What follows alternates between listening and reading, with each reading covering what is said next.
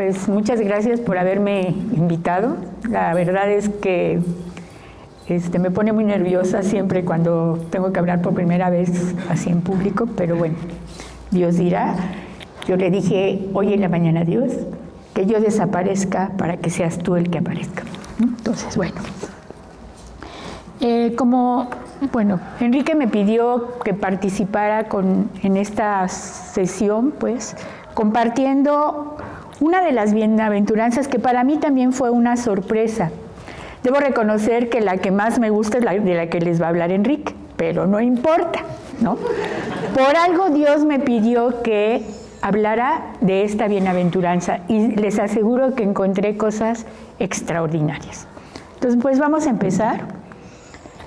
Soy la hermana María Alicia del Sagrado Corazón Sea Bonilla, soy dominica del Verbo Encarnado y más adelante les diré exactamente por qué Santa Inés de Montepulciano es tan importante, no solo para mí, sino para mi congregación. El tema que vamos a revisar el día de hoy es Bienaventurados los mansos, porque ellos recibirán la tierra como heredad. Y me refiero a una bienaventuranza que para algunos de los estudiosos corresponde a la segunda bienaventuranza, pero para otros es la tercera, y en nuestro caso es como lo vamos a estudiar. Para ello les propongo que lo trabajemos de la siguiente manera. Primero les quisiera poner una cita de San Juan Crisóstomo que me parece muy pertinente. Dice, el león puede ser domado y transformado en obediente, pero tu propia cólera, la de cada uno de nosotros, nos convierte o te convierte en alguien más salvaje que cualquier león. A veces nos dejamos llevar por la cólera y cuando nos dejamos llevar por la cólera, entonces podemos ser terribles con las personas que nos rodean. Y si a un león se le puede amansar, ojalá y a nosotros el Señor nos amanse. Entonces, mi propuesta es que veamos primero una pequeña introducción en la que sí les voy a pedir que ustedes participen. Después hablaremos de la bienaventuranza en dos partes. Primero, lo que corresponde a quiénes son los mansos, o sea, bienaventurados los mansos, que esto pertenece a esta bienaventuranza, esta manera de relacionar o de hablar, pues, de felices. Es un género literario que se ocupa en la Biblia para hablar justamente de la felicidad. Como platicaré más adelante, esto es característico del Antiguo Testamento, ¿no? En los libros sapienciales. Luego veremos lo que corresponde a que ellos van a recibir en herencia la tierra. Y finalmente hablaremos de un ejemplo dominicano de mansedumbre que es nada menos que Inés de Montepulciano. Entonces, esta es la propuesta y pues vamos a empezar. Para la introducción yo les quisiera preguntar,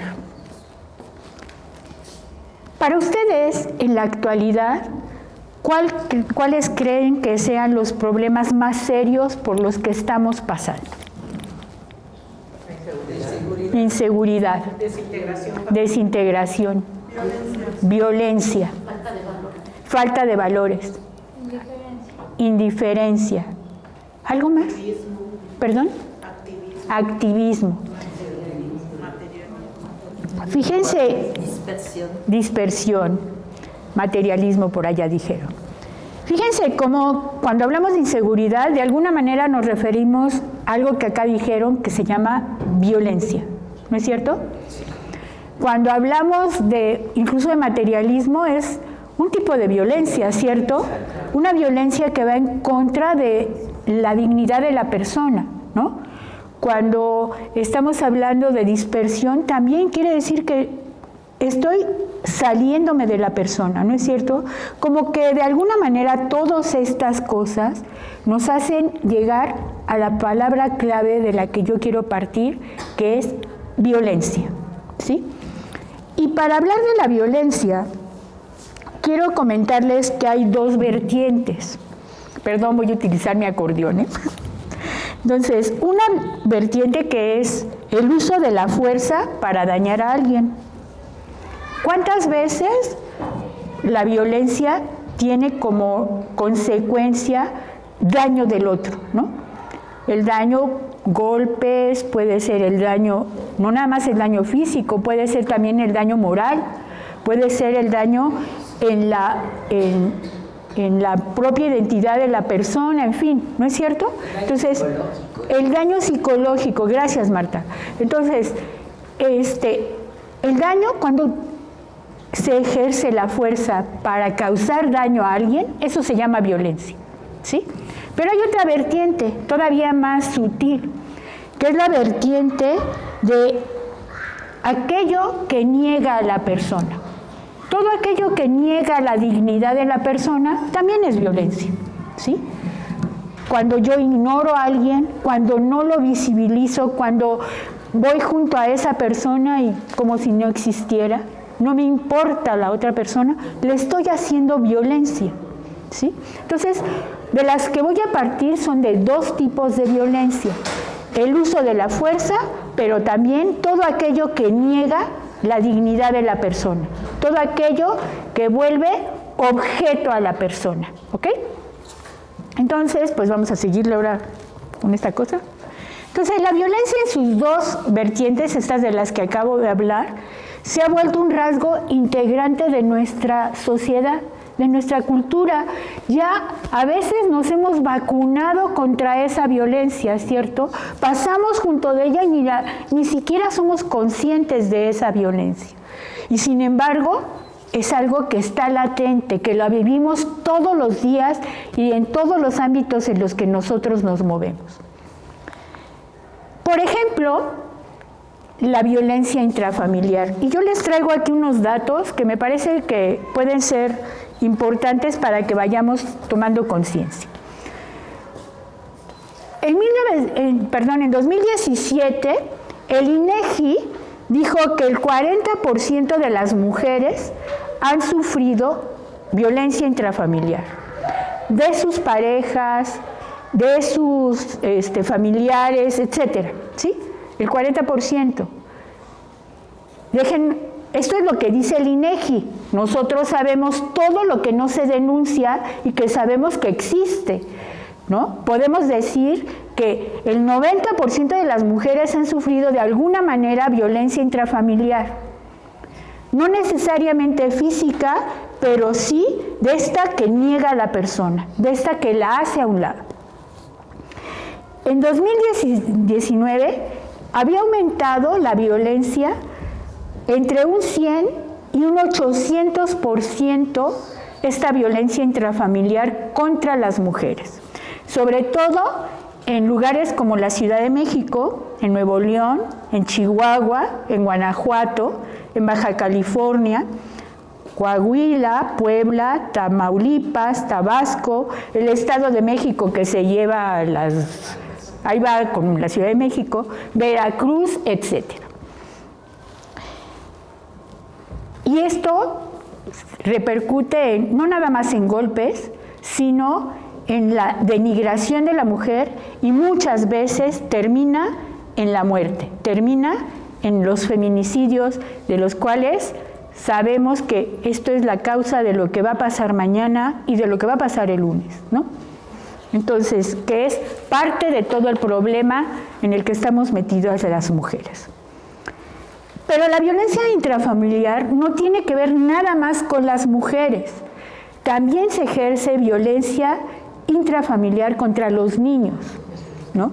Y en el caso de los niños dice el INEGI en 2017 que el 60% de los niños han sufrido violencia intrafamiliar, de sus padres, de sus hermanos, de los tíos, de los primos, etcétera.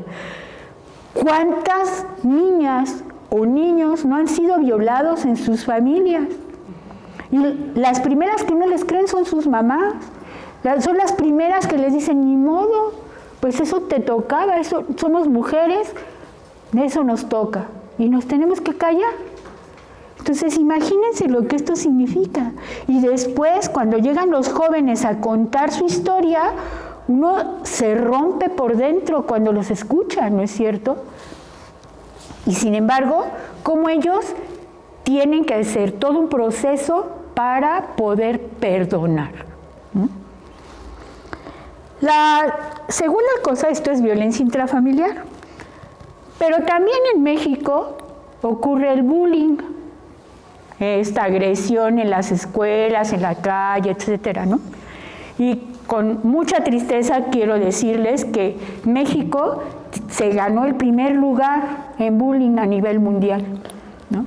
Entonces, esto para que empecemos a cuidar lo que pasa en las escuelas, hermanas que tienen colegios, ¿no?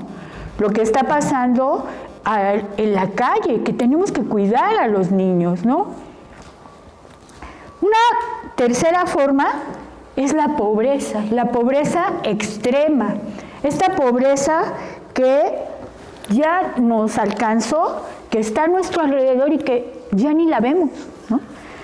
Y en México, el 46.2% de la población en 2017 estaba en condiciones de pobreza y el 41.9% en pobreza extrema. Y en situación de calle, como podemos ver en el caso de los niños estos, en la Ciudad de México hay alrededor de 7,000 personas en situación de calle. Y en el país casi 15 millones de mexicanos están en situación de calle. Suena como que nada. Y además es muy curioso, ¿no? Los vemos en la calle, los vemos en el metro y hasta les hacemos fuchi y ni siquiera nos comprometemos y ni siquiera los vemos como personas. Vean, esta es la violencia de la negación del otro, total, ¿no? Y luego, pues el secuestro, ¿no? En el caso de México, el secuestro, ahorita les digo, dice el INEGI que de enero a mayo de 2019 hubo 814 secuestrados.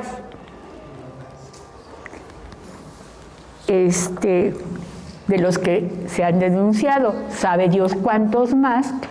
Hoy, justamente en la mañana, estaba escuchando cómo hubo secuestrados y ya hubo violencia. Esta mañana, si no mal recuerdo, ¿dónde fue? Creo que en Veracruz. Pero bueno, de todas maneras, ya hay violencia continuamente, ¿no?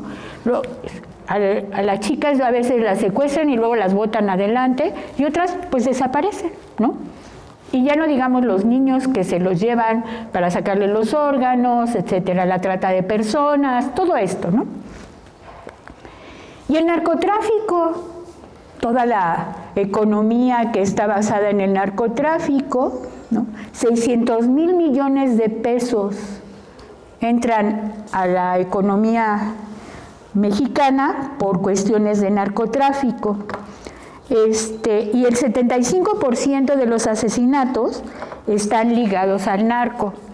Entonces, pues como verán, la violencia es algo que de alguna manera marca la vida de nuestro país. Entonces, esta violencia, decía, se origina cuando la persona deja de ser sujeto, cuando se convierte en un objeto para los otros. Y pensemos cuántas veces nosotros objetizamos a las personas, las volvemos objetos, no las consideramos como personas dignas, sino que las vemos como un objeto que se usa y se tira. Eso es lo que está pasando con tanta violencia contra las mujeres actualmente. Ahora, en las personas, la violencia generalmente despierta dos tipos de respuesta. La primera es el miedo. Nos paraliza el miedo, nos angustia, ¿no? Nos paraliza. La segunda es la agresividad. Muchas veces es nuestra manera de responder. O respondemos paralizándonos por el miedo, o simple y sencillamente respondemos con la misma agresividad. Y a veces la agresividad puede ser muy sutil, muy creativa, ¿no es cierto? Sin embargo, de la que hoy hablaremos es de una tercera vía, que es la mansedumbre, que implica ver al otro, que implica atrevernos a dar el corazón, atrevernos a reconocernos ante Dios como limitados y entonces, a partir de eso, cambiar nuestra actitud. O como el Señor Jesús, que en la última cena le lavó los pies a sus discípulos. Y ahora voy a entrar a la segunda parte. ¿Hasta aquí voy bien? ¿Sí? ¿Sí? ¿Claro? Bueno. Entonces, yo les decía que la bienaventuranza la voy a partir en dos. Primero vamos a hablar de la mansedumbre. Y les decía que el género literario que se usa en la Biblia para hablar de los felices se dice macarios, ¿sí? Macarios son los felices, ¿no? Los felices, los bienaventurados, es un género literario que se utiliza, sobre todo en el Antiguo Testamento, en los libros sapienciales, para decir que cuando estás ligado con Dios vas a ser feliz. Que bienaventurado va a ser aquel que ve al otro, ¿no? Que bienaventurado va a ser aquel que sigue la ley de Dios, ¿sí? Entonces, esto se usa mucho en los libros sapienciales.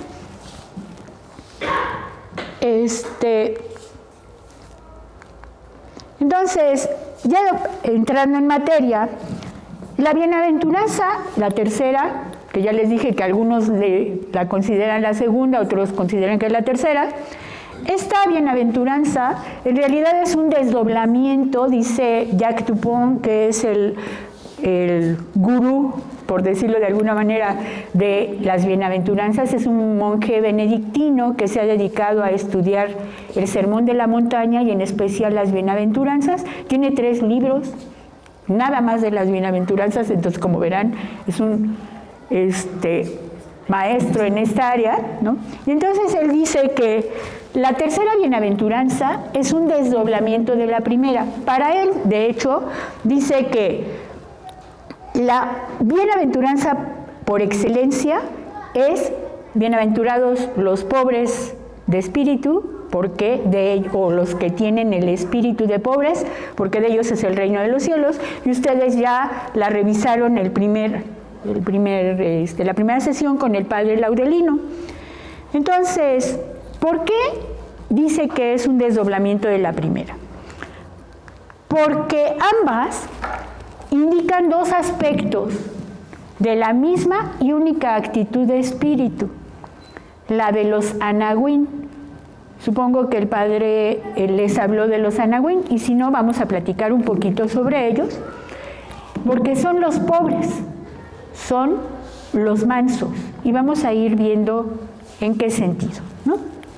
Entonces, lo que dice Jacques Dupont es que en realidad no podemos separar esta bienaventuranza de bienaventurados los mansos de la bienaventuranza de los pobres de espíritu, ¿sí?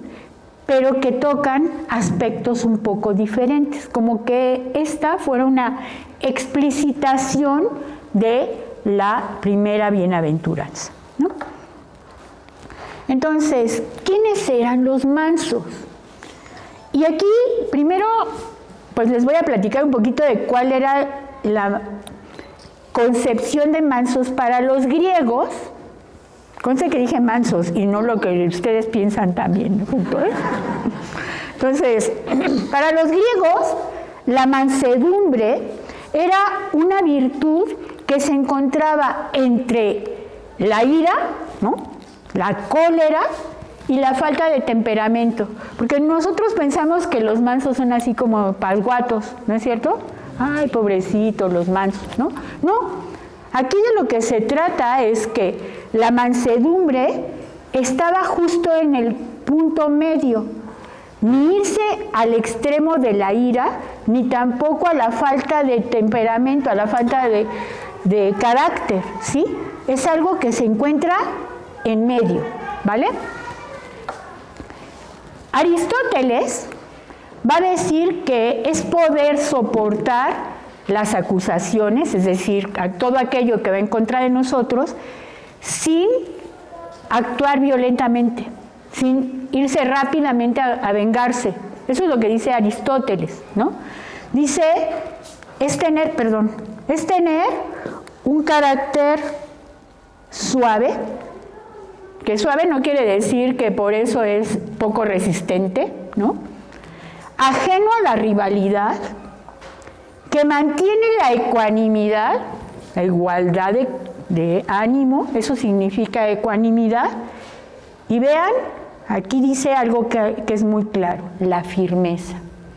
Entonces, no es ser así todo aguado y sin ningún carácter para enfrentar las situaciones, ¿no?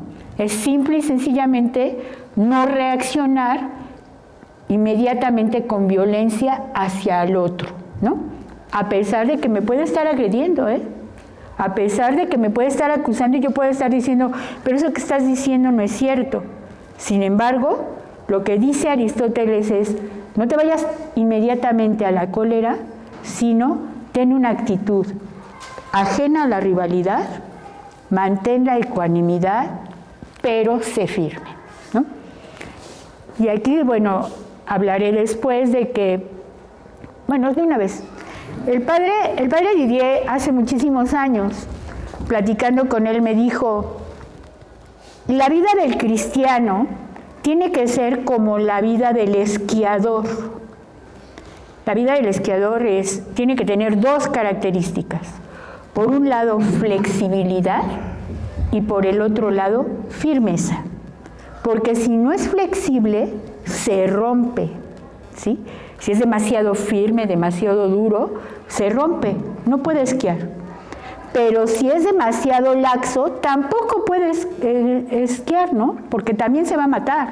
Entonces, se necesita estar en el justo medio. Y vean que la mansedumbre con eso tiene que ver, ¿no? Ahora, ¿quiénes son los mansos en la Biblia? El término que utiliza San Mateo en su evangelio, cuando habla de las bienaventuranzas, es un término que en griego es praus, o praises, que es el plural, y que traduce la palabra anau, o anawin, que es el plural, está en hebreo. Yo no sé hebreo, pero la encontré y me pareció que era importante que los que saben hebreo luego nos digan, ¿no? Pero que significa manso, no violento. Entonces ya empezamos a ver que los mansos son los no violentos, ¿no? Humilde. Y humilde viene de humus, de tierra, ¿no? Del que reconoce que viene de la tierra, pero que al mismo tiempo tiene una dignidad. Entonces, no se siente más que el otro, y como no se siente más que el otro, pues no es violento, ¿no?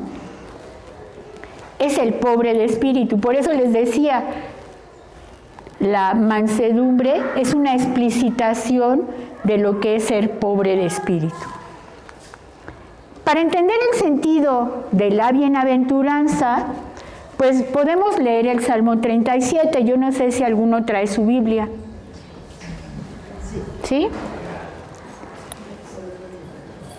¿Y por qué el Salmo 37? Pues porque es el origen de la bienaventuranza que vamos a estudiar. Entonces, ay, ya fueron por la Biblia. Bueno, entonces vamos a ver, en la Biblia, yo sí lo leí. Bueno, en la Biblia, allí en el Salmo 37, si lo abren, ustedes van a ver cómo empieza, no te exasperes, no te molestes, no te enojes, ¿no? Entonces, el Salmo dice 3 veces por lo menos, en el 1, en el 7 y en el 8 dice, no te exasperes, calma, y la patria se salva, diría mi papá, ¿no? Entonces, les dice, no pierdas la paciencia, confía en el Señor, confía en Dios, ¿sí? 3 veces, y si no me creen, busquen en sus Biblias y van a ver como en el 1, en el 7 y en el 8 es justamente lo que dice. No te exasperes, no pierdas la paciencia y confía. ¿Y por qué? Pues porque Dios, el Señor, le va a asegurar a los justos la herencia de la tierra. Vean, Aquí está metido exactamente en el Salmo el núcleo de nuestra bienaventuranza, ¿cierto? La bienaventuranza dice, bienaventurados los mansos, porque ellos heredarán la tierra. La herencia de la tierra viene en los versículos del 7 al 11. Si no me creen, búsquenlo, ¿no? Ahora, ¿quiénes eran entonces los anahuín? Estos pobres de espíritu de los que estaba hablando hace rato. Pues son aquellos que ponen su confianza en Dios. Son los que no se exasperan ante la prosperidad de los otros, de los pecadores, de los que dañan, de los violentos. Son aquellos que son los humildes, los pacientes, sopas, los que no se irritan. O sea, como que la mansedumbre ya no es nada más el ser pasguato y así, ay, pobrecito, ¿no? No es nada más la debilidad. Es aquel que confía plenamente en Dios porque sabe en quién ha puesto su esperanza. Sabe en quién ha puesto toda su confianza y sabe que Dios no lo va a abandonar. Y porque confía plenamente en Él, por eso se abandona. Entonces, y por eso no se exasperan, porque saben que la última palabra siempre es una palabra de vida, la que viene de parte de Dios. Algunos ejemplos en la Biblia. El primero, nada menos que Abraham, ¿no? Si nosotros vemos en Génesis 12:1, o sea, vean cómo Abraham le dice Dios, sal de tu tierra y vete a la tierra que yo te voy a llevar y que te voy a dar. Y Abraham coge sus cositas y deja su seguridad, su comodidad que tenía en Ur para irse a la tierra desconocida a la que lo llevaba Dios, ¿no? Le cree a Dios, confía en que la promesa que Dios le hace de que le va a dar una tierra, la va a cumplir, y ahí va, ¿no? Coge sus chivas y ahí va, ¿no? También en 13:8-11, a ver, déjenme, porque luego ya no me acuerdo, ¿no? En 13:11, Abraham va con su sobrino Lot, ¿no? Y han crecido mucho sus rebaños, ¿no? Tienen mucha propiedad, sus rebaños son muy grandes y entonces los trabajadores de Lot y los trabajadores de Abraham empiezan a tener problemas entre ellos, ¿no? Y entonces Abraham dice, tranquilos, aquí vamos a hacer algo. Le dice a Lot, mira, si tú te vas por la derecha, yo me voy por la izquierda. Si tú te vas al norte, yo me voy al sur.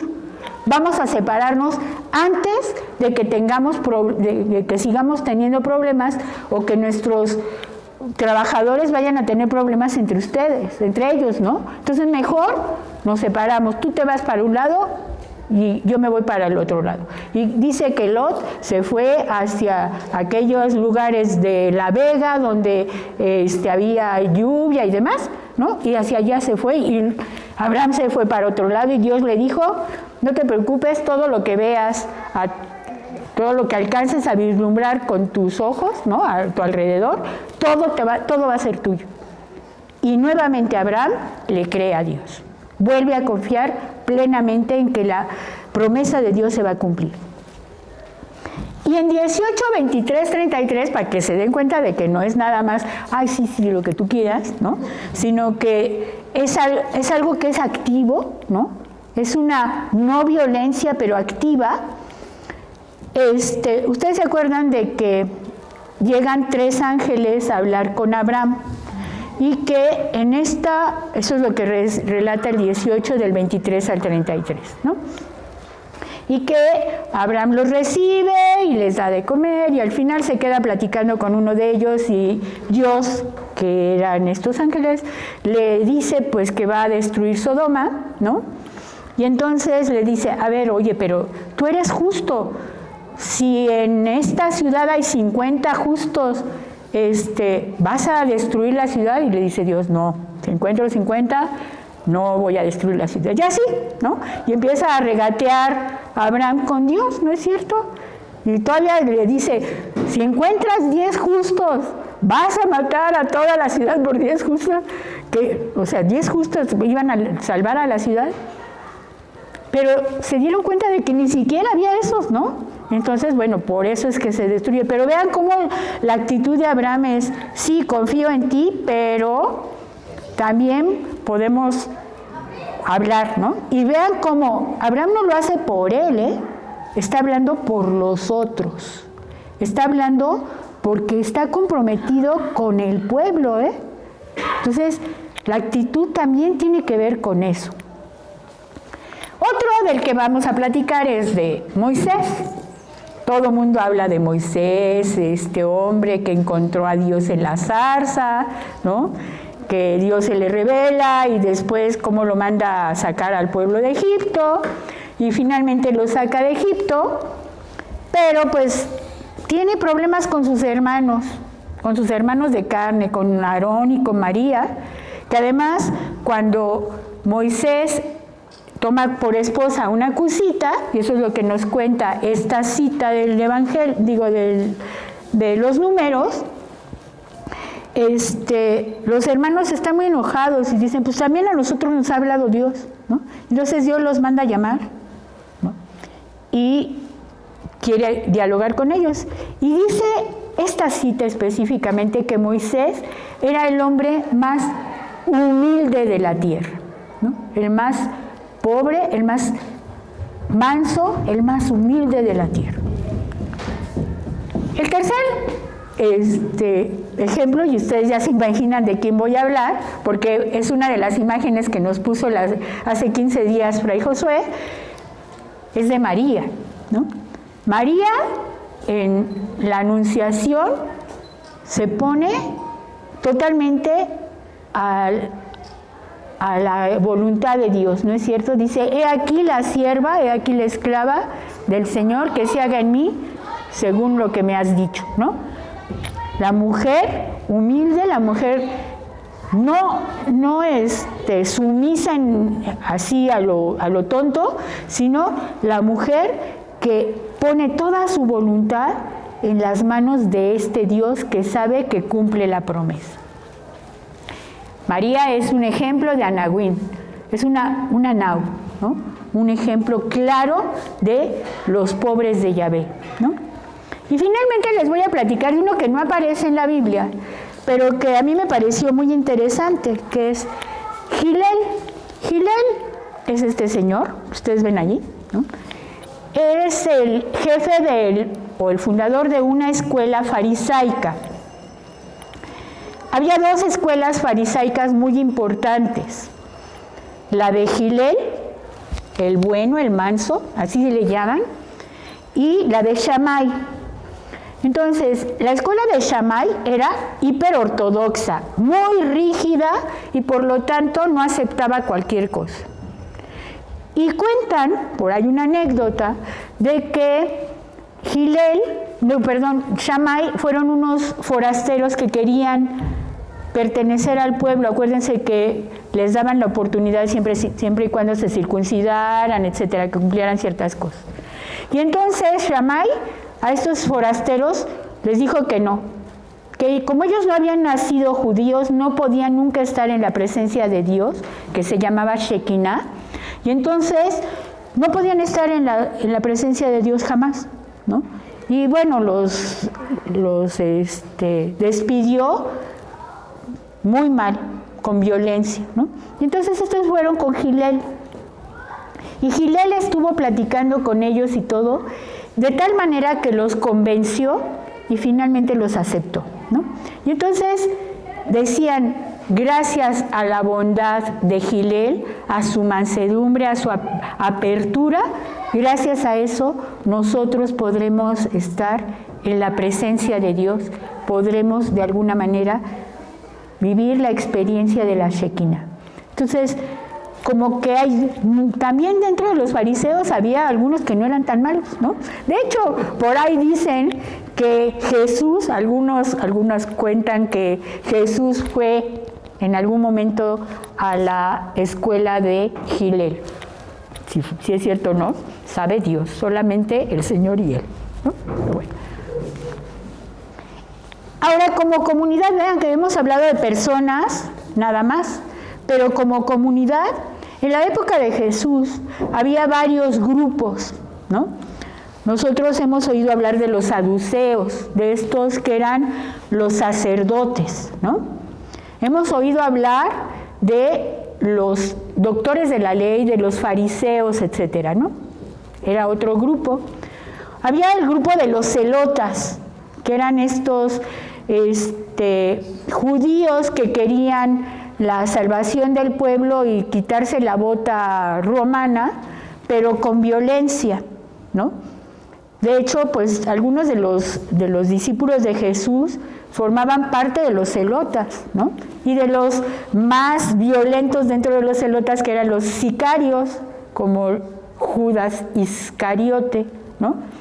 Entonces, pero había una comunidad, que era la comunidad como la de los monjes, por decirlo de alguna manera, ¿no? Eran aquellas personas que vivían de una manera muy pura, que vivían de una manera muy apegada a la ley, pero al mismo tiempo siendo austeros y demás, y estos eran los esenios. De hecho, se piensa que Juan Bautista en algún momento de su vida perteneció a esta comunidad. De la comunidad esenia tuvimos noticia cuando se encontraron los documentos de Qumran, una comunidad por ahí encontraron en unas cuevas unos como tinajas donde encontraron rollos que pertenecían al Antiguo Testamento, ¿no? Por ejemplo, de algunos de los profetas, etcétera. Entonces,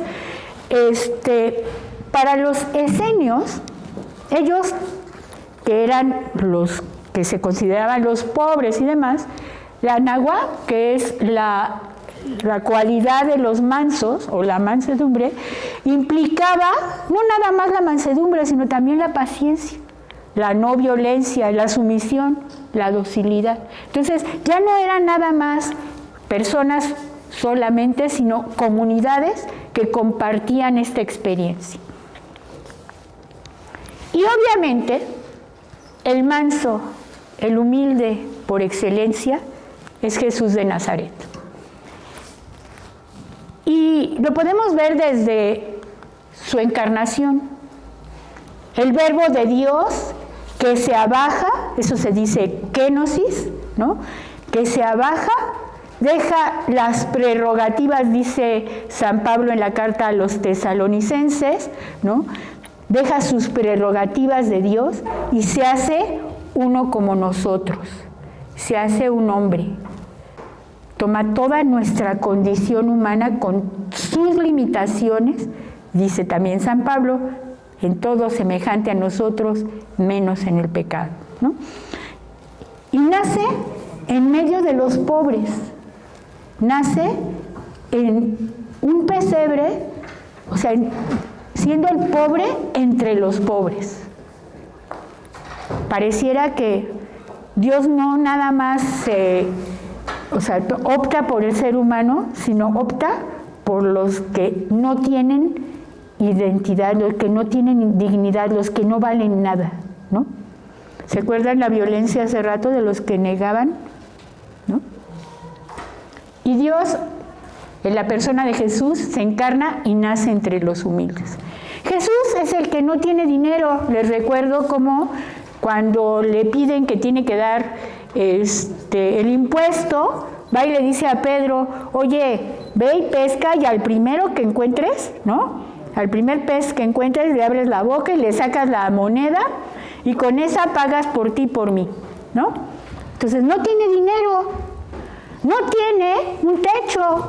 Acuérdense cómo dice, ¿sí? El Hijo del Hombre no tiene dónde recostar la cabeza, dice, las zorras tienen madriguera, pero el Hijo del Hombre no tiene ni dónde reclinar la cabeza.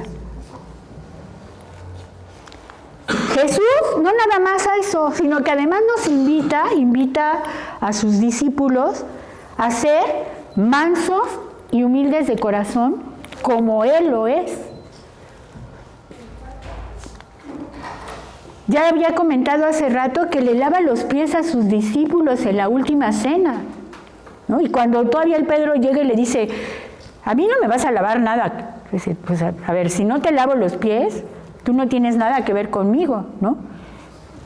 Entonces, es humilde y servicial, ¿no?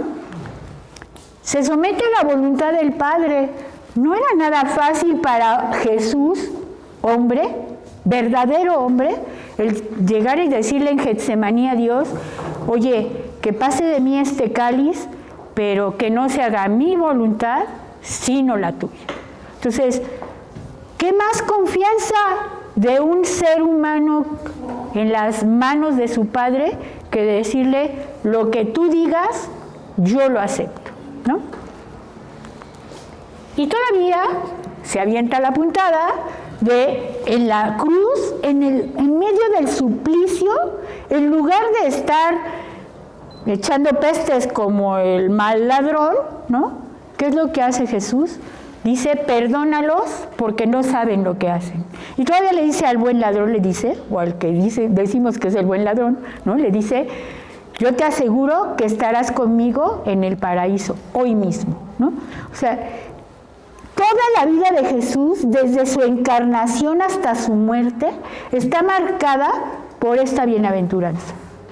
Está marcada por esta confianza total en las manos de su Padre y en actitudes de no violencia en medio de la mayor violencia que fue su muerte en cruz, porque lo podían haber matado de otras maneras y sin embargo fue la muerte más denigrante, la muerte que más hacía que no valiera nada como persona, ¿no? Entonces, las bienaventuranzas, y esto ya se los han dicho tanto el padre Laudelino como hace 15 días Josué, ¿no? Nos muestran disposiciones de Jesús.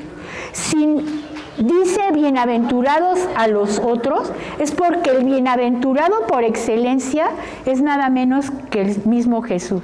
Es el que hace carne cada una de las bienaventuranzas.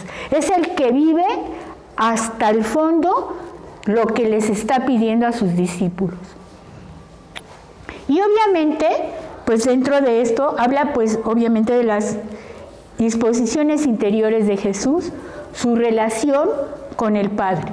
Por ejemplo, ¿no? Y perdón, voy a hablar de, para mí, la cita del Evangelio que es más bella, ¿no? Para mí. Cada quien puede escoger la que quiera, pero para mí este es. Dice, bendito seas, Padre, Señor del cielo y de la tierra, porque has escondido estas cosas a los sabios y entendidos y las has revelado a la gente sencilla. Gente sencilla. Bendito seas porque así te ha parecido bien. ¿Qué mejor relación de Jesús con su Padre? ¿No? Primero lo alaba, lo bendice, pero vean por qué lo bendice. Porque la opción de Dios es por esta gente sencilla, por la gente que aparentemente no vale nada, por la gente que está esperando una palabra de esperanza que lo dignifique, que lo levante y le permita en un momento dado sentirse profundamente amado por Dios y por lo tanto reconocido en su dignidad de hijo. Y eso es lo que hace que Jesús se alegre profundamente en el Espíritu. Jesús además es el siervo de Yahvé del que habla Isaías 42. Yo les pediría que le echen un ojito, los que tienen la Biblia, a lo que dice estos primeros 4 versículos de Isaías en el número 42. Es el segundo Isaías, entonces, si quieren, para que veamos un poquito de qué estamos hablando, ¿no? Entonces, fíjense, dice, no vociferará, no alzará el tono, no hará oír en la calle su voz, no quebrará la caña resquebrajada, ni la mecha aún humeante apagará, ¿no? Hará justicia y no desmayará, ni se quebrará hasta implantar en la tierra el derecho, ¿no? Entonces, vean, son características de lo que hemos estado hablando, ¿no es cierto? Jesús es el que no va a romper lo que está medio roto, ¿no? No va a apagar la mecha que todavía humea, ¿no? No es el que va a vociferar, no va a llegar en las calles a gritar, nada más, sin que le dé un sentido a lo que está haciendo. Jesús es el manso, es el que confía plenamente en Dios, pero que hace realidad esto que el profeta Isaías había mencionado. Y no nada más eso, sino que es aquel que entra a Jerusalén sentado en un pequeño pollino, en un pequeño borreguito, digo, no borreguito, perdón, burrito, me equivoqué, perdonen, ¿no? En un pequeño burrito, ¿no? Y ahí lo vemos, ahí sentado en el burrito. Entonces, ante lo que venimos platicando, yo les voy a preguntar, ¿la mansedumbre es debilidad o fortaleza? ¿No? Dice San Ignacio de Antioquía, ante la ira, esto lo escribe en una carta a los Efesios, dice, ante la ira, ustedes sean mansos, ante la presunción, sean humildes. Todo un reto, ¿no es cierto? ¿Otra vez? Lo que dice San... bueno, dice, ante su ira, ante la ira de los que los agreden, de sus enemigos, ustedes sean mansos. Ante su presunción, sean humildes, ¿no? Eso lo dice San Ignacio de Antioquía. Entonces, nosotros nos encontramos en una sociedad competitiva, de eso partíamos, ¿no es cierto?, la violencia.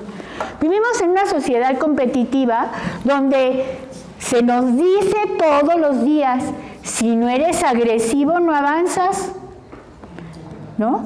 Si tú no eres el que te pones enfrente de los demás, todo el mundo te va a aplastar, ¿no? O sea, ese es el mensaje que recibimos todos los días. Quien no es agresivo no va a lograr nada. Tú tienes que tener la mejor propuesta, tienes que tener... O sea, y si en el camino tienes que aplastar a alguien, sorry camarada, por los demás, tú eres el que tienes que pasar encima de los demás, con tal de que tú sobresalgas. Además de esta sociedad competitiva en que es el mensaje de todos los días, vivimos en relaciones agresivas de unos con otros. Y no nada más con los demás, también con nosotros mismos. ¿Cuántas veces nosotros a nosotros mismos no nos perdonamos? Nos equivocamos en algo y sopas con nosotros mismos, ¿no es cierto? No hay nadie que nos agreda más que nosotros mismos, ¿sí? Ay, no, pues las jóvenes actuales, pues porque no estoy gorda y no me van a querer y no sé qué, y entonces yo me autocastigo, ¿no?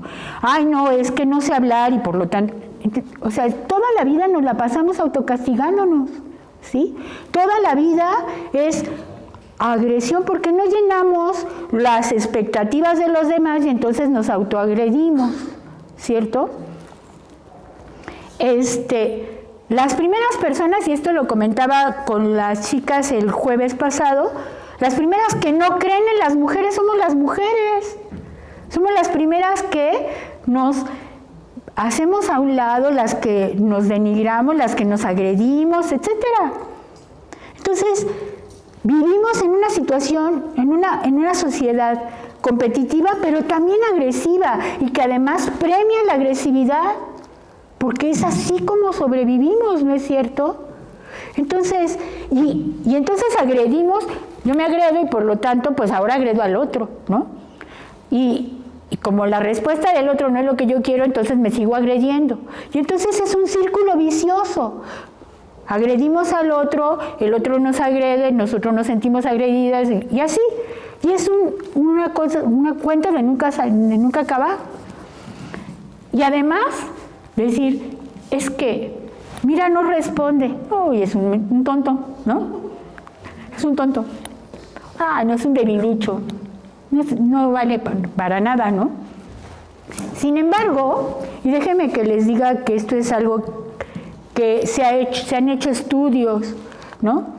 Hay un anhelo profundo en cada uno de nosotros, en todas las personas, de un mundo en el que haya armonía, en el que haya aceptación, aceptar al otro y aceptarme a mí mismo como soy, ¿no es cierto?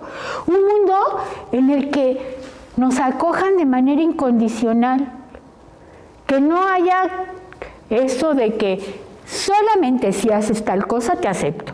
No, lo que queremos es que nos acepten como somos y nosotros también queremos aceptar a los demás como son.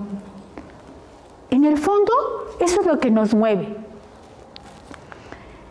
Y en ese sentido, las palabras de la bienaventuranza sobre la mansedumbre que nos dice Jesús, pues se convierten en algo que es un acicate contra la violencia, es un acicate contra la agresividad.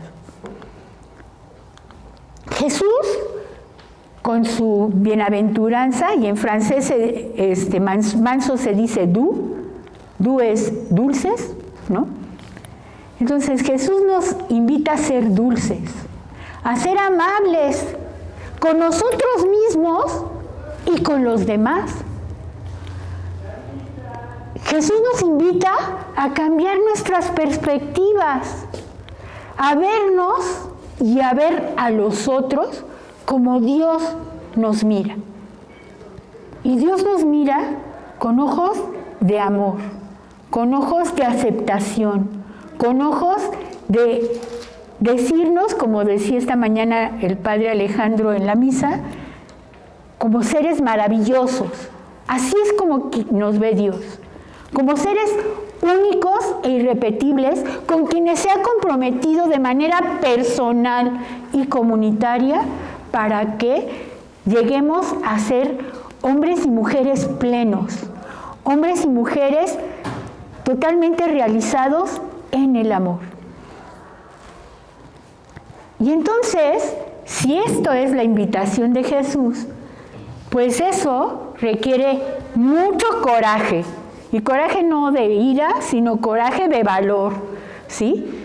Se necesitan muchos pantalones, como algunos dicen, ¿no es cierto?, para aceptar, para reconocer primero quién soy, con lo bueno y con lo malo. Aceptar eso que soy con lo bueno y con lo malo para poder reconciliarlo, eso bueno y eso malo, y finalmente poder ser transformados.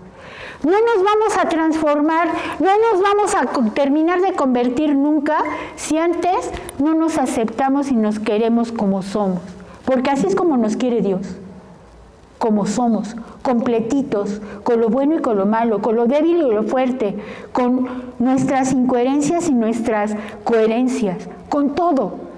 Y en la medida en que nosotros hacemos este proceso con nosotros mismos, podremos hacerlo con los demás. Podré aceptar al otro con lo bueno y con lo malo. Y en la medida en que yo acepte al otro con lo bueno y con lo malo y lo ayude a que reconcilie eso en él, en esa medida podremos lograr que el otro también cambie. Dice Santiago Alonso, un autor de los que Enrique me hizo el favor de pasarme los libros, que la mansedumbre, no es debilidad. La mansedumbre es fortaleza. Solamente es verdaderamente manso el que cree en la fuerza del amor y por lo tanto renuncia deliberadamente, eso implica una opción, a toda forma de violencia. Es luchar sin agresividad por un mundo que sea más justo, un mundo que sea más humano. Eso implica valentía, porque eso es el autodominio, la verdadera personalidad es lo que nos va a dar libertad. Entonces es un reto ser mansos. Y conste que a veces cuando nos apasionamos no somos precisamente muy mansos, pero bueno, ¿no? La mansedumbre es elástica. Hace rato hablaba de la flexibilidad del esquiador, ¿se acuerdan? Entonces, la mansedumbre es elástica, ¿no? Es flexible, es paciente. Esta ciencia de la paz, que esto pues volveremos a hablar de ello en otra bienaventuranza, ¿no?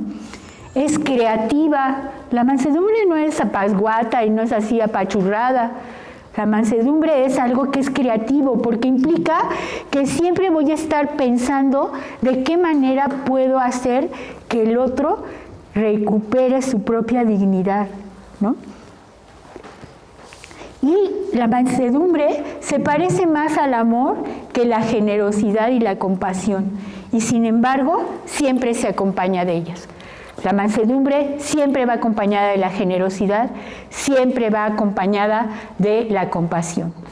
Dice San Agustín, ¿no?, en su comentario a la primera carta de San Juan, dice: ama y haz lo que quieras, pero ama. Y amar es aceptar al otro como es impulsarlo a que sea cada vez mejor, es animarlo a que se reconcilie consigo mismo para que pueda transformar esas cosas que pudieran ser negras o grises, etcétera, en algo lleno de color y de belleza. Descubrir el sentido de la mansedumbre implica una opción. Implica que yo decida ser manso. Y con ello podremos cuestionar el mundo de la violencia. ¿Qué mejor ejemplo de compasión y de empatía que nuestro Padre Domingo? De él no tengo que hablarles mucho porque supongo que todo el mundo ha oído de estos rasgos de Santo Domingo cuando vende sus libros para tratar de resolver el hambre allí en Palencia, ¿no? O cuando en su compasión se pasa una noche entera hablando con el hereje aquel para convencerlo de que estaba equivocado, ¿no? Otro ejemplo es Teresa de Calcuta, una mujer que fue capaz de ver la necesidad de los leprosos y de los más pobres en Calcuta, en la India, y de eso surge su congregación, ¿no es cierto? Un ejemplo de, claro, que no es cristiano, pero que de todas maneras es un hombre que marcó la historia de su pueblo y logró la libertad de su pueblo por su actitud de no violencia, fue Gandhi, ¿no? Gandhi, que se atrevió mejor él ayunaba con tal de que no hubiera violencia, y su lucha no violenta logró la independencia de su pueblo. Una mujer extraordinaria, Rosa Parks, una mujer negra que fue anterior a Martin Luther King y que justamente logró que se reconociera la dignidad de los negros en Estados Unidos. ¿Por qué? Pues porque ellos tenían que ir en los camiones en la parte de atrás, y si de alguna manera, aunque estuvieran cansados, se sentaban en la parte que correspondía a los blancos, si llegaba un blanco tenían que pararse, ¿no? Y ella no se paró y por eso la mandaron a la cárcel, y después de la cárcel prefería irse caminando que ir en esos camiones que eran discriminatorios. Y ella con esto logró parte de la emancipación de estos negros, y fue Rosa Parks, y que además fue inspiradora obviamente de Martin Luther King, que con su discurso de alguna manera tuvo que ver con que desapareciera esta discriminación en los Estados Unidos. Y podríamos hablar de Nelson Mandela y de muchos hombres y mujeres que se han comprometido para luchar por sus derechos, pero de una manera no violenta. De hecho, parte de lo que quieren las chicas mañana con su marcha es una marcha que sea no violenta, ¿no? Así es que todo lo que sea violencia no viene de las chicas que están organizando la marcha de mañana. Y ahora voy a pasar a la tercera parte. ¿Sí voy bien? ¿Sí, hasta aquí voy bien? Bueno, entonces la segunda parte de la bienaventuranza tenía que ver con ellos recibirán la tierra, ¿cierto? Sí. Esto era una promesa. Y fíjense que, según lo que nos dijo Josué la semana pasada, digo hace 15 días, en las bienaventuranzas hay, en la segunda parte de las bienaventuranzas, hay muchos verbos que están en presente, pero hay algunos que están en futuro. Esta es en futuro, ¿sale? Bueno. La herencia de los mansos, dice el Salmo 37, es la tierra, ¿sí? La tierra. ¿Qué tierra? Pues dice el Papa Francisco en su catequesis que está haciendo sobre las bienaventuranzas, dice que la tierra es promesa y regalo de Dios. Y si ustedes se acuerdan, cuando hablamos de Abraham, dijimos, Dios le promete la tierra, ¿no es cierto? Y Abraham le cree. A Moisés, cuando lo manda, les promete también que van a ir a la tierra prometida, esa que emana leche y miel, ¿no? Entonces, la tierra es una promesa que Dios ha cumplido hasta el momento, pero es un regalo. Y es un regalo de Dios, no para una persona, es para el pueblo. Es el regalo de Dios para el pueblo. Entonces no nos podemos zafar de que somos parte de una comunidad y que por lo tanto tenemos compromiso con los otros, ¿no? Pero para el mundo muy bíblico, heredar la tierra no solo era esta tierra prometida del Éxodo, sino es el mundo de Dios. Es la tierra de la bondad, la tierra del amor, la tierra de la misericordia. Y aquí ya me voy a meter con lo que sigue, pero no importa, ¿no? Esto lo retomará quien le toque, ¿no? Es la tierra de la fraternidad. Todos tenemos un mismo Padre, por eso le decimos Padre nuestro. O de la sororidad, como le quieran decir, ¿eh? Es la tierra de la confianza. Confiamos en Dios y confiamos en los otros también. Es la tierra de la esperanza.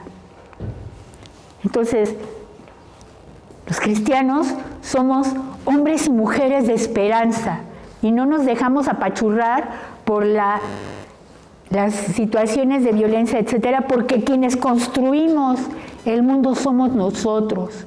Quienes somos respuesta para el mundo actual somos nosotros. Y tenemos que ser hombres y mujeres que dan esperanza.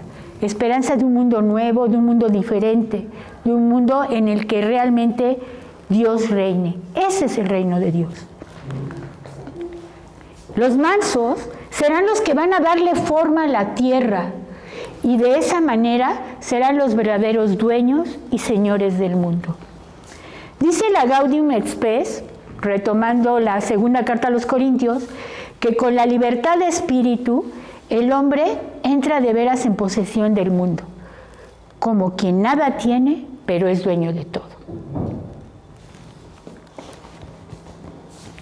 ¿Hasta aquí bien? Bueno. ¿Me sigo? Bueno, ok. Entonces, con esto termino la tercera parte de la exposición.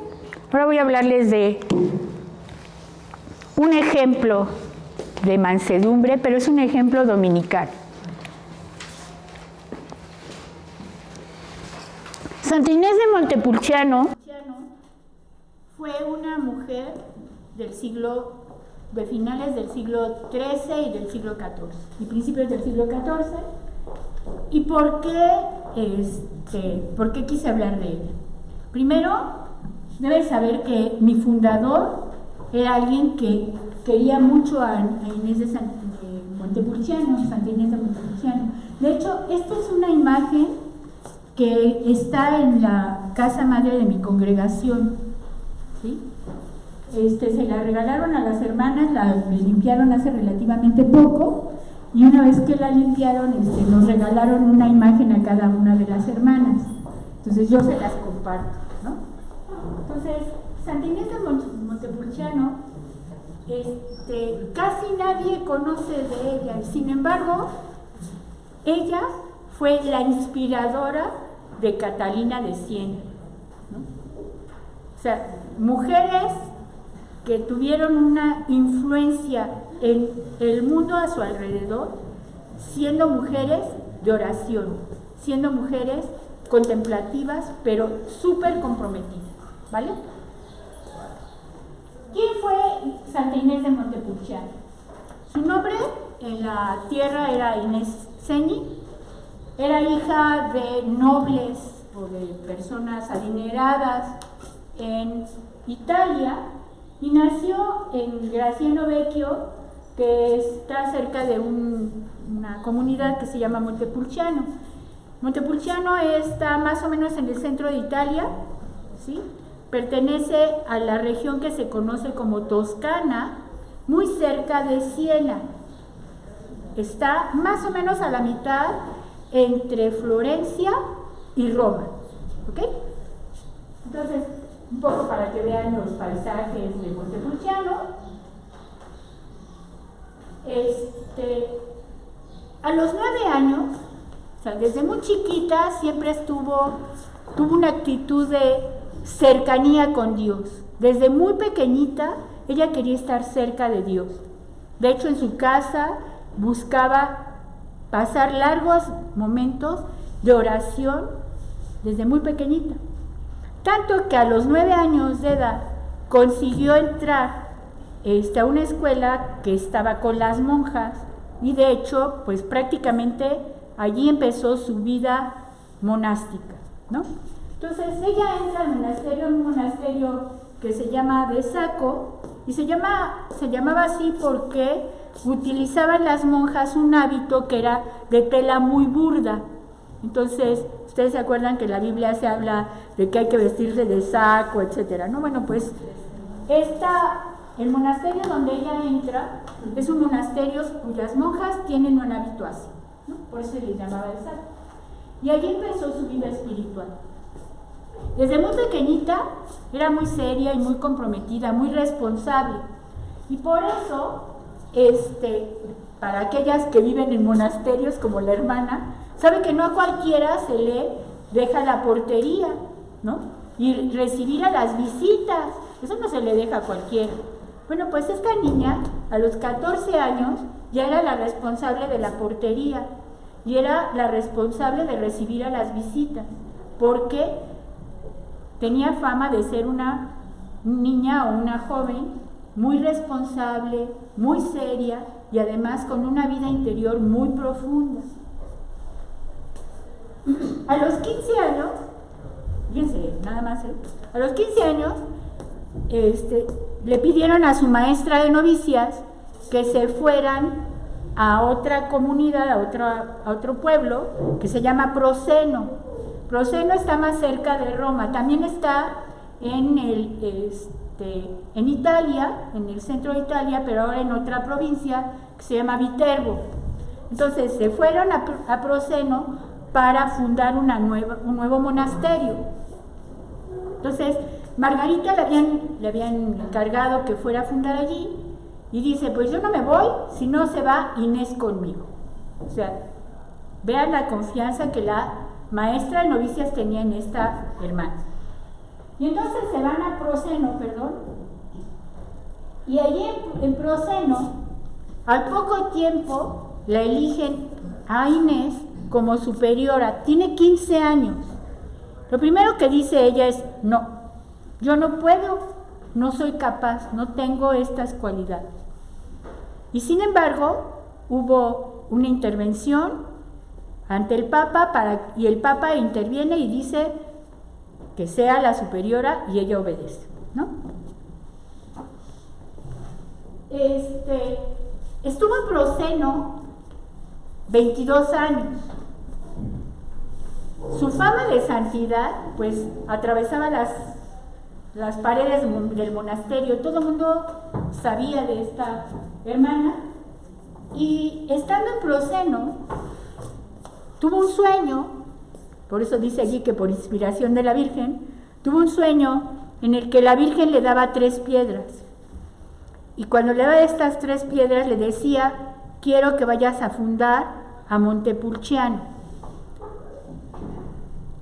Para esto deben de saber que los vecinos de Montepulciano, al oír todas las cosas que la hermanita hacía en la comunidad de Proceno, pues dijo, pues que se venga para acá, ¿no? Que se venga con nosotros, y que ya estando con nosotros, pues haga lo mismo, ¿no? ¿Le suena parecido? Pues ¿por qué no haces lo mismo que haces allá? ¿Por qué no lo haces con nosotros? ¿No? Bueno. Entonces, allí funda el monasterio de Santa María Novella, y deben de saber que en este monasterio, para esto debo de decirles que no eran dominicas, o sea, eran monasterios que seguían la regla de San Agustín. Estoy hablando de que ella nació en 1268. Acuérdense que la orden tuvo la aprobación en 1216, ¿sí? Entonces, la orden de los dominicos era relativamente joven, ¿no? Por eso, bueno, estos monasterios en los que ella estaba seguían la regla de San Agustín, pero es cuando regresa a Montepulciano, cuando tiene un sueño, y este sueño le dice, ve varias barcas con fundadores de órdenes, etcétera, y en ellas ve a Santo Domingo, que le dice: tú tienes que ser de mi barca, ¿ok? Y a partir de ese momento ella deja la regla de San Agustín y se acerca a los dominicos y asume la regla de Santo Domingo, ¿no? Las constituciones, a partir de ese momento, van a tener un sacerdote dominico que las va a acompañar, viene de Orvieto y las va a acompañar todo el tiempo a esta nueva fundación. La fundación tiene la aprobación el 13 de julio de 1306, y el 8 de agosto de 1306 ellas hacen la primera profesión. Poco tiempo después, en septiembre, la eligen a ella como la priora, y este cargo lo va a ejercer hasta el final de su vida, que se lleva a cabo el 20 de abril de 1317.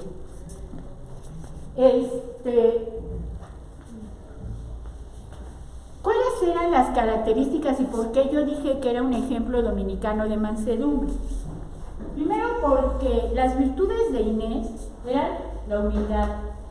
Hace rato dijimos que el manso era humilde, ¿verdad? La sencillez, la bondad, la obediencia, la alegría. Entonces, no puede haber mansos tristes. ¿Sí? Dije mansos, La caridad, el respeto y la castidad, ¿no? Pero además, trataba de vivir en su vida el amor. Dijimos hace rato que la mansedumbre estaba más cerca del amor, ¿verdad? Eso fue lo que dije. La honestidad, la sinceridad, la generosidad, miren, ahí está. La contemplación, como buena dominica, ¿no?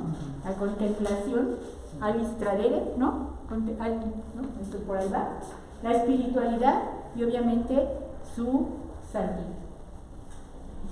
Quien hace su biografía es el confesor o el director espiritual de Catalina de Siena, el beato Raimundo de Capua.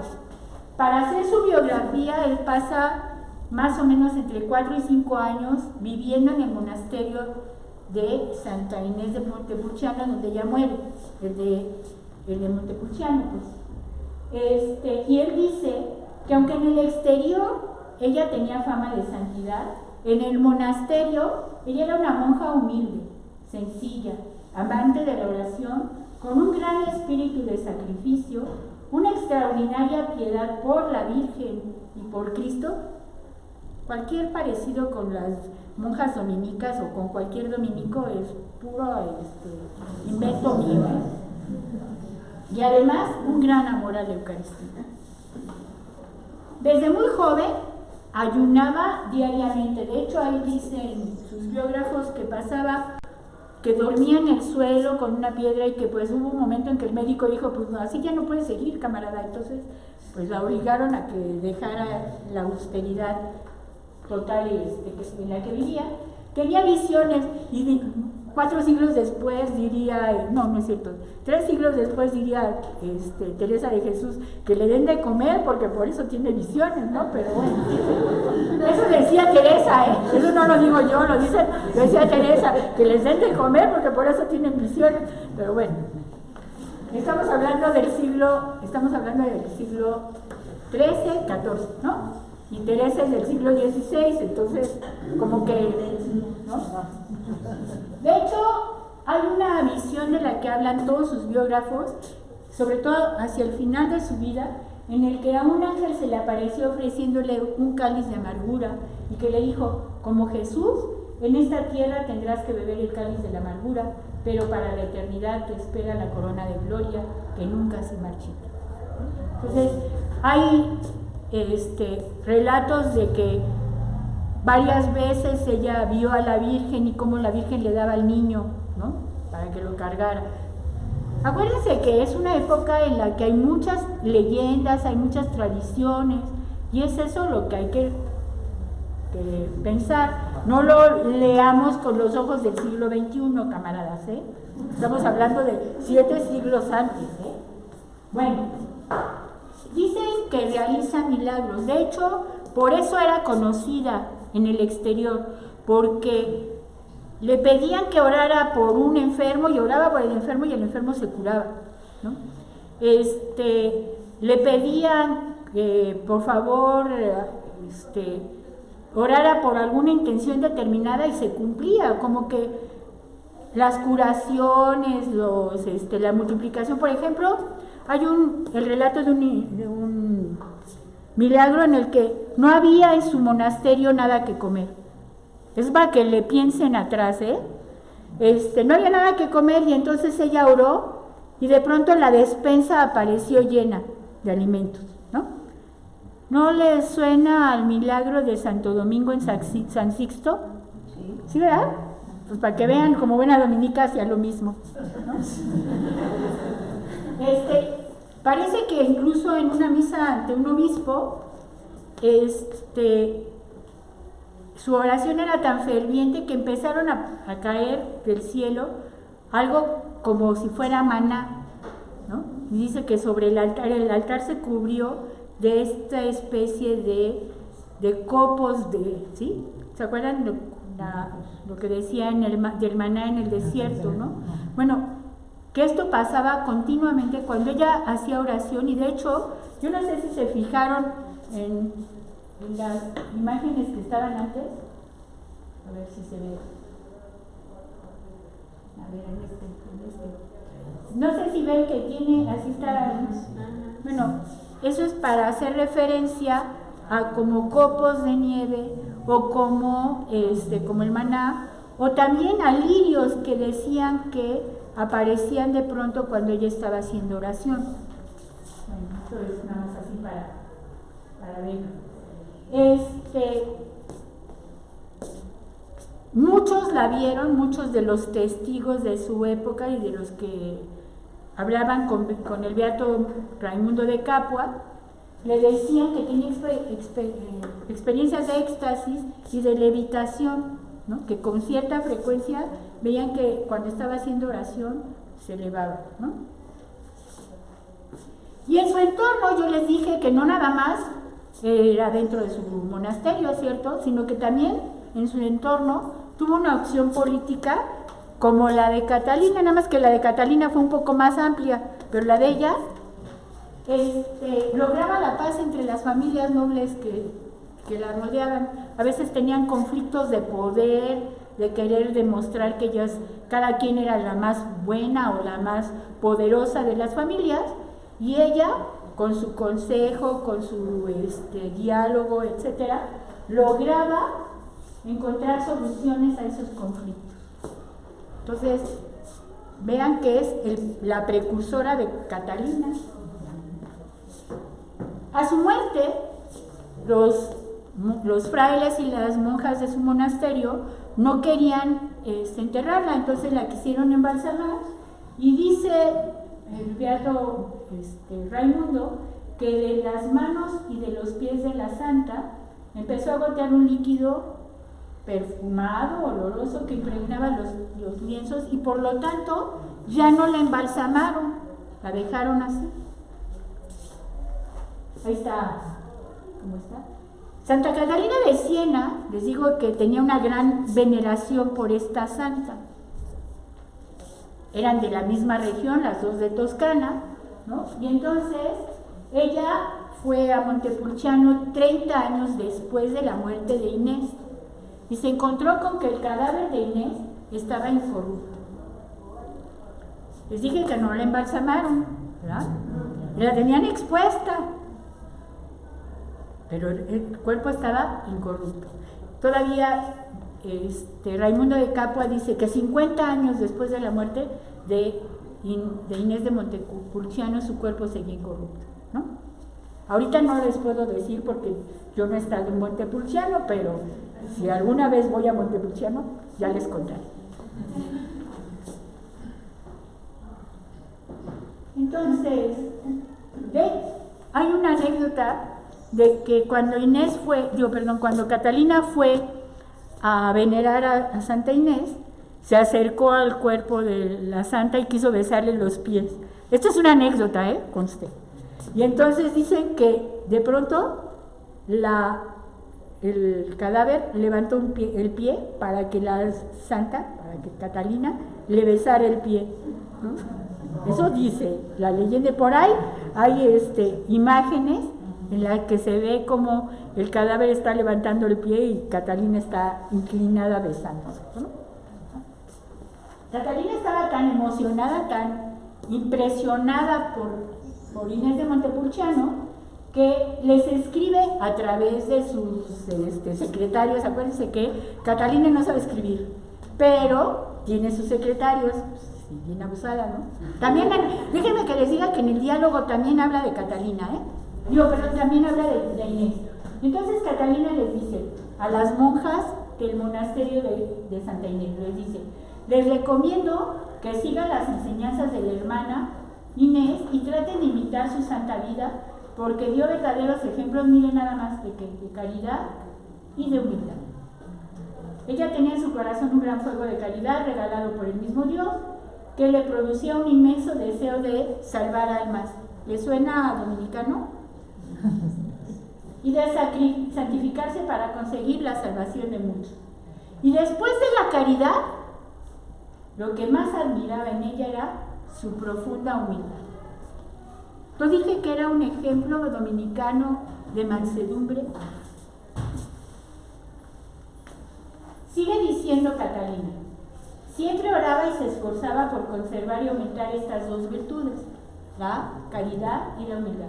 Y lo que le ayudaba mucho a crecer en santidad era que se había despojado de todo deseo de poseer bienes, de darle gusto a sus inclinaciones sensuales. Y aquí quiero explicar algo, porque luego hay veces que pensamos en sensualidad y pensamos en otras cosas, ¿no? Es todo lo que tiene que ver con los sentidos. O sea, no le daba por comer cosas que le gustaran, etcétera, por ver cosas que le gustaran o por oír cosas, ¿no? O sea, eso era lo que ella trataba de conservar y de controlar, ¿vale? Y de dominar continuamente su amor propio. ¿Le suena? ¿Tendrá que ver esto, la mansedumbre, con el dominio, el autodominio y el amor propio? Su corazón estaba totalmente lleno de amor a Cristo crucificado, lo que echaba fuera todos los amores mundanos y los apegos. Ofrecía el sacrificio a Dios, su propia corporalidad, podríamos decir ahora, y para esta buena religiosa el mejor tesoro era Cristo crucificado, en quien meditaba siempre y a quien tanto amaba. Esto lo dice Catalina, ¿no? El Papa Clemente VII, y déjenme que les diga que hay dos Clementes VII, el antipapa y el de Adeveras. Bueno, el de Adeveras, que es del siglo XVI, autorizó la celebración de la festividad de Santa Inés en Montepulciano. Y este culto se extendió a toda la orden dominicana en 1601. Fue beatificada por Clemente VII, también hay dos Clementes VII, perdón, Clemente VIII, también hay dos Clementes VIII, ¿no? El antipapa, que es del siglo XIV, y este que es del siglo XVII, ¿no? Que la beatifica en 1608 y la canonizó Benedicto XIII, también hay dos Benedictos XIII, perdón, pero este es del siglo XVIII, la canoniza en 1726. Vean, pasó muchísimo tiempo, pero lo que es interesante es que la canoniza junto con Santo Toribio de Mogrovejo, que era un arzobispo de Perú, ¿sí? Un español, arzobispo de Perú, que fue quien bautizó a Rosa de Lima, a Juan Macías y a Martín de Porres. Entonces, para que vean cómo todo se liga, aquí no nos podemos zafar, ¿no? Bueno, entonces vayamos a las conclusiones de todo el rollo que les he echado en este rato, ¿no? Bueno, la mansedumbre, espero que haya quedado claro que no es una debilidad, sino que es fortaleza para enfrentar al mundo violento en que vivimos, ¿no? La segunda es que Jesús, el manso y humilde de corazón, proclama dichosos a los mansos, a los humildes, a los no violentos, a los pacientes, los dulces, los amables, los tolerantes, ¿no? Porque ellos van a heredar la tierra prometida del reino, que se hace presente desde ahora en la búsqueda de un mundo más humano y armonioso, donde Dios amor se haga presente y transforme nuestros corazones. Y ahí, para reflexionar, ya saben que me encanta, ¿no? Seremos capaces de dejar a un lado nuestras violencias para que se instaure el reino de Dios. La venganza es un tipo de violencia, ¿no? Podrán decir de nosotros, los dominicos de México, que somos bienaventurados porque vivimos creativamente nuestra vocación de mansedumbre y humildad. Dominicas y dominicos, está bien, por no te enojes. La tercera, pues bueno, con lo que quiero cerrar es que la meditación de esta bienaventuranza y el ejemplo de Santa Inés de Montepulciano nos ayuden a profundizar en nuestro papel de seguidores de Jesús, a la manera de Santo Domingo, en el camino de la mansedumbre durante esta Cuaresma. Gracias.